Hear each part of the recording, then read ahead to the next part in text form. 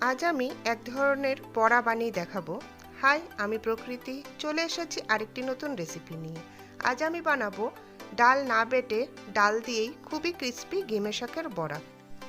গিমে শাকের বড়া অনেকেই খেতে চান না, এতটাই তেতো হয় বলে। তাই এইভাবে ক্রিস্পি করে যদি বানাতে পারেন গিমে শাকের বড়া, তাহলে দেখবেন বাড়ির লোক চেয়ে চেয়ে খাবে। আমার চ্যানেলে নতুন হলে আমার চ্যানেলটাকে সাবস্ক্রাইব করে দিও আর বেল বাটনটা প্রেস করে দিও। তাহলে এবার আমি শুরু করছি। এখানে আমি 100 গ্রাম গিমে শাক নিয়েছি আর শাকটাকে ভালো করে পরিষ্কার করে ধুয়ে নিয়েছি। এর মধ্যে দিয়ে দিচ্ছি স্বাদ অনুসারে লবণ, 1/4 টিস্পুন হলুদ গুঁড়ো, 2টো কাঁচা লঙ্কা আমি কুচি করে নিয়েছি। যারা ঝাল খেতে চান না তেতোতে তারা দেবেন না।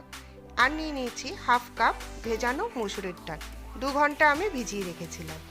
আর 1 কাপ দিয়ে দিচ্ছি বেসন।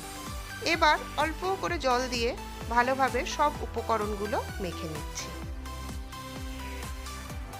এখানে খুবই সামান্যই জল লাগে, খুব একটা বেশি জল দেবেন না। সব উপকরণ মাখা হয়ে গেছে, যাচ্ছি নেক্সট স্টেপে।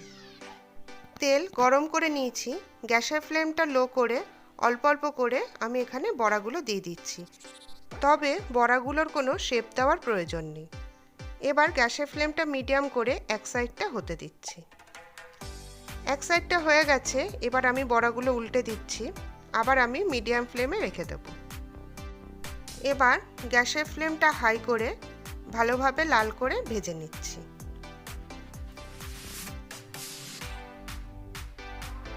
বড়াগুলো ভাজা হয়ে গেছে, বাকি বড়াগুলোও আমি সেমভাবেই আবার ভেজে নিচ্ছি।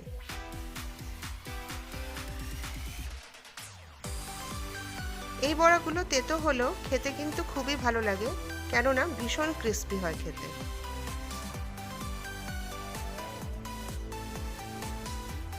এই বড়াগুলো ভাজা হয়ে গেল। কত কম সময়ে ডাল না বেটে এতটাই ক্রিস্পি হয়েছে বড়াগুলো, আপনারা বাড়িতে বানালে সেটা বুঝতেই পারবেন। গিমা শাক আমাদের শরীরের পক্ষে খাওয়া খুবই ভালো, আর সেটা যদি এত টেস্টি করে বানানো হয় আর এত ক্রিস্পি করে বানানো হয়, তাহলে তো আর কথাই নেই। আমার রেসিপিটা কেমন লাগলো আমাকে কমেন্ট করে জানাবেন। আর যদি ভালো লেগে থাকে তবে একটা লাইক দিয়ে দেবেন আর আমার চ্যানেলটাকে সাবস্ক্রাইব করবেন। আমার চ্যানেলে যারা নতুন এসেছো তারা প্লিজ আমার চ্যানেলটাকে সাবস্ক্রাইব করে দিও আর বেল বাটনটা প্রেস করে দিও। এই রান্নাতে কী কী লেগেছে সেগুলো আমি ডেসক্রিপশান বক্সে দিয়ে দেবো, তোমরা চাইলে সেখান থেকে চেক করে নিতে পারো।